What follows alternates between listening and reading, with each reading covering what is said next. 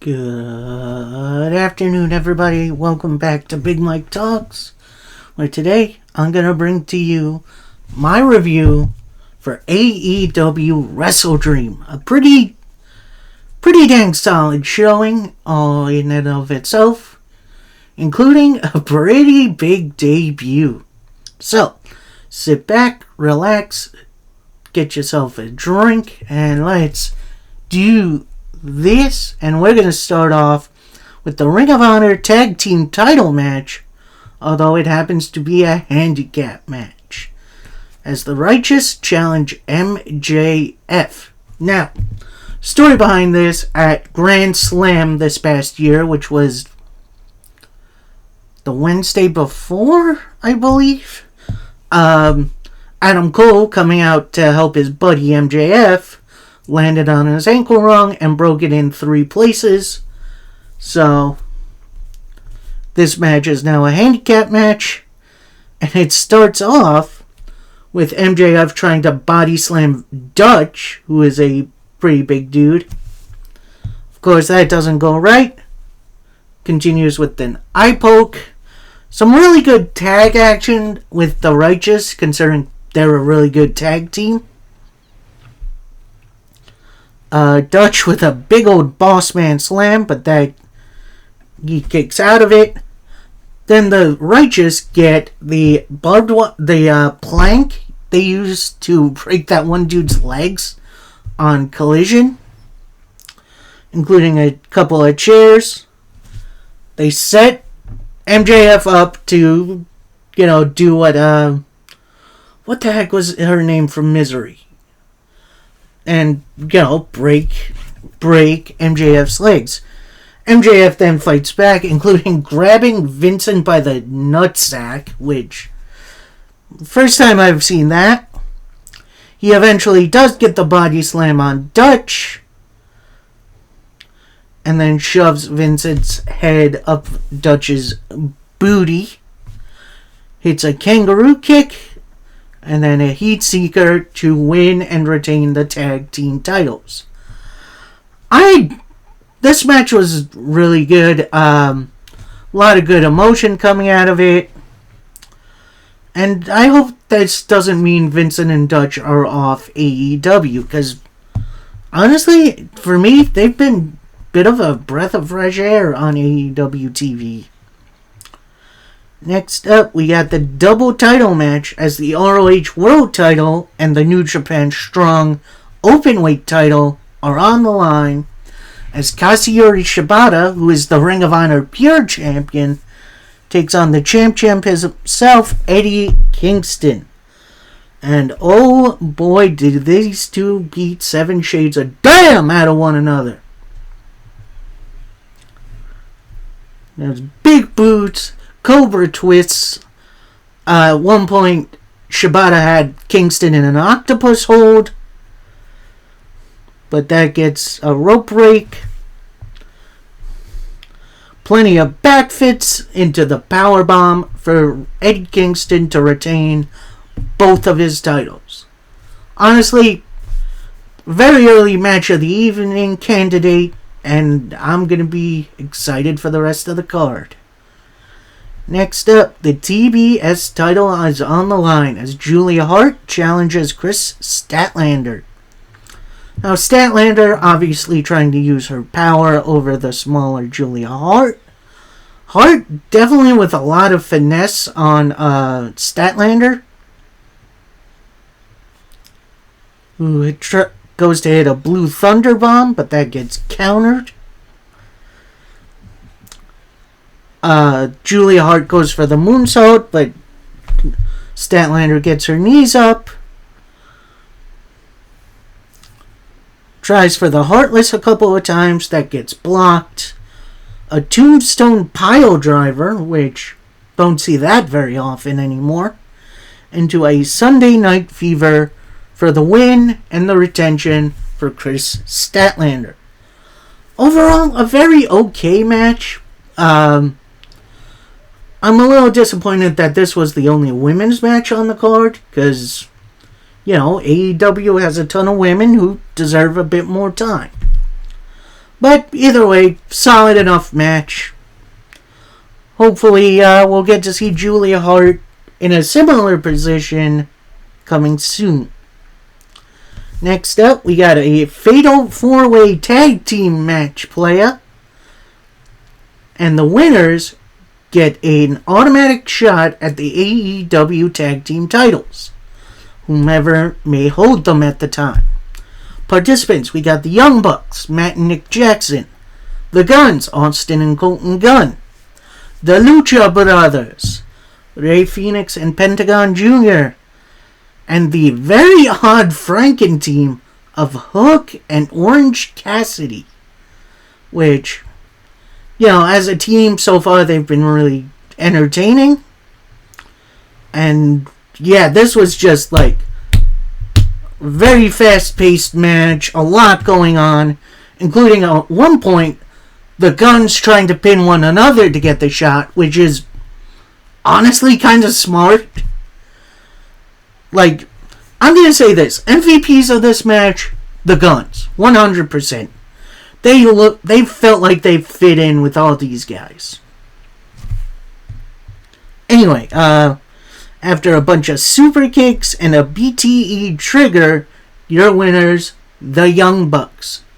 So Young Bucks, after their loss at All In, are now getting another shot at the tag titles, in which we'll talk about that a little bit later. Next up, in what was easily the match of the evening, you have Swerve Strickland taking on Hangman Adam Page. And oh boy, the back and forth was great. The crowd cheering on Swerve and booing Hangman. I cannot remember the last time Hangman got booed in an arena. So, it might have been in Chicago, honestly.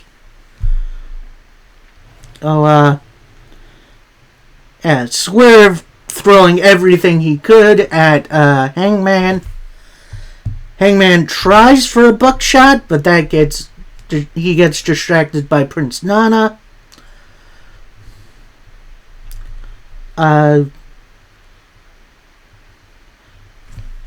Then who came in? I think Toa Leona and Bishop Khan came in, tried to hit Hangman Page with the championship, but that gets countered. A house call, a JML driver, and your winner, Swerve Strickland. And honestly, this was easily my match of the evening. Story being told in the ring was absolutely perfect, or at least near perfect. So, I'm gonna be interesting to see what Swerve is up to. And then post-match, you got the rest of the embassy coming out to join Swerve in the celebration. Next up, a very kind of last-minute-y match as Wheeler Yuta takes on Ricky Starks. And while this was a good match, decent back and forth, this definitely felt like a Dynamite match, or a Collision match. Because this match felt very out of place. Like, don't get me wrong, it was still very, very good. But this had no right being on pay-per-view. At one point near the end, Big Bill comes out. And he tries hitting a chokeslam on Yuta. Yuta gets out of it. And all the while, Moxley is actually on commentary for this. But he is not yet cleared to compete. Yuta gets Ricky back in the ring. Hammer and Anvil elbows. Goes for, I think, a running knee. But then Ricky starts at a spear, a Rochambeau, to pick up the victory. Definitely a very much needed victory for Starks. And while the match was extremely good, this definitely felt like a TV match. Next up, a match we were supposed to get at the first Forbidden Door, but with Bryan Danielson getting hurt, it was now moved to here. And considering this is the last leg, personally, of Danielson, who promised his little girl he'd retire after she turned 7. So this is Danielson's last run. So we got him taking on Zack Sabre Jr. And yeah, this match started off a little slowly, but then it crescendoed. The drama got better. Of course, the crowd was into it because they were in Seattle, which was, I believe it's really close to Aberdeen, which is Danielson's hometown. One point, Danielson goes for the Busaiku knee, but that gets countered right into a knee bar. Danielson gets out of it. Zack Sabre Jr. kind of near the end hits a penalty kick and a Michinoku driver, but then that gets countered. Then Danielson kicks out of it. Then Sabre transitioning into a ton of just different submission holds, ending with a version of the cattle mutilation. But then Danielson gets in the ropes. Sabre tries for an armbar that gets blocked. Big old suplex. A Busaiku knee to pick up the victory for Bryan Danielson. If that Swerve Adam Page wasn't my match of the night, this would definitely be. But nothing wrong with number 2. So definitely going to give this match a thumbs up. Next up, we got trios action as the unlikely team of Kenny Omega, Chris Jericho, and Kota Ibushi take on the Don Callis family. That's Will Ospreay, Sammy Guevara, and Konosuke Takeshita. And honestly, this was as chaotic as a trios match can be. Lots of good back and forth. But once it came down to it, Don Callis with Jericho's bat hits Omega. Roll up by Takeshita. And your winners, the Don Callis family. I'm glad this was given a lot of time because this was one of the few matches that actually had stories. And yeah, I'm interested to see where all 6 of these guys go in the future. Next up, we got the AEW Tag Team titles on the line as FTR defend against Aussie Open. And oh boy, this was an awesome match. Lots of energy, lots of good back and forth, but ultimately pulling it off with a shatter machine. Your winners, and still AEW Tag Team Champions, FTR. And now because of the results of this last match with the Young Bucks, in the future we are getting FTR versus the Young Bucks number 4. I'm pretty hyped for that. And finally, our main event of the evening. And it is a 2 out of 3 falls match for the TNT title. Now, what does 2 out of 3 falls match mean? Basically, it's kind of a point system, and if you win 2 matches out of the potential 3, you win the match. Participants, you got Darby Allin taking on Christian Cage. And yeah, opening salvo over Darby Allin was really swell. Hit him with a surprise roll-up to win the first fall. And then after that, Christian Cage went off, including a nasty-looking powerbomb onto the steel steps on the side. And then Christian Cage gets back in the ring and wins the second fall by countout.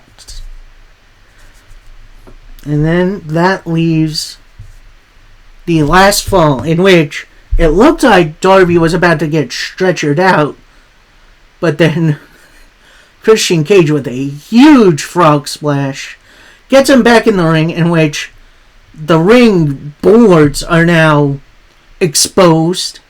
And yes, underneath, this isn't just, bedding they're wrestling on. It's a couple layers, in which the bottom one is wood boards, and I tell ya, those things fucking hurt. Anyway, out comes Nick Wayne. He's trying to protect his mentor, or so it seems. He has the TNT title, turns around, whap, right into Darby Allin's face, and that gets a win from Christian Cage. So your winner, and still TNT champion, Christian Cage. Post-match beatdown between with Christian Cage and Nick Wayne taking advantage of Darby Allin. Out comes Sting to try to make the save. And at first he does, but then out comes Luchasaurus, who decides to join in. All three of them are beaten down on Stinger. They have him set up for the one-man concerto. Lights go out. We have a little, and now a feature presentation, in which I thought it was Sami Callihan. Because if you know Sami's entrance, he usually has something like that to start. Then we have a little vignette of somebody, we don't know who yet, arriving at the arena. And then, ow, fuck. All of a sudden, you think you know me? It's Edge! Edge making his AEW debut, making this what we thought was making the save. He gets in, gives his boy Christian a hug. Looks like he's going to hit the concerto on Stinger. Then he turns around, right into Nick Wayne, right into Luchasaurus, as we end the pay-per-view with him and Stinger having a little face-off. Oh, that is so cool. And who would have thought Edge would be all elite? Oh, sorry, Adam Copeland.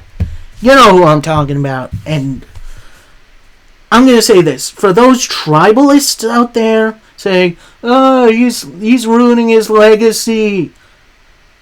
If you actually read what Adam Copeland posted on Twitter the other day about how WWE didn't really have anything for him, there you go.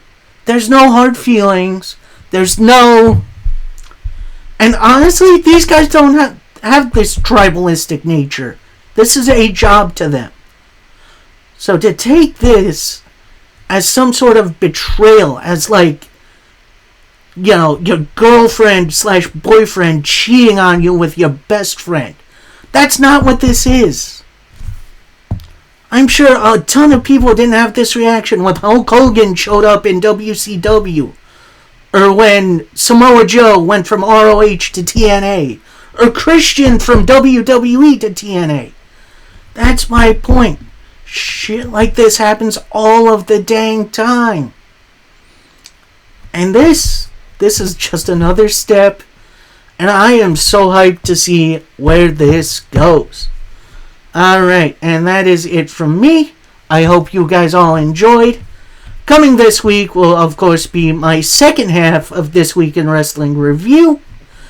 And then, also this week, we get back into the MCU a little bit as we cover Loki Season 2, in which I may have some helpers coming with me. And until then, I hope y'all have a good one. And happy wrestling, everybody. Peace.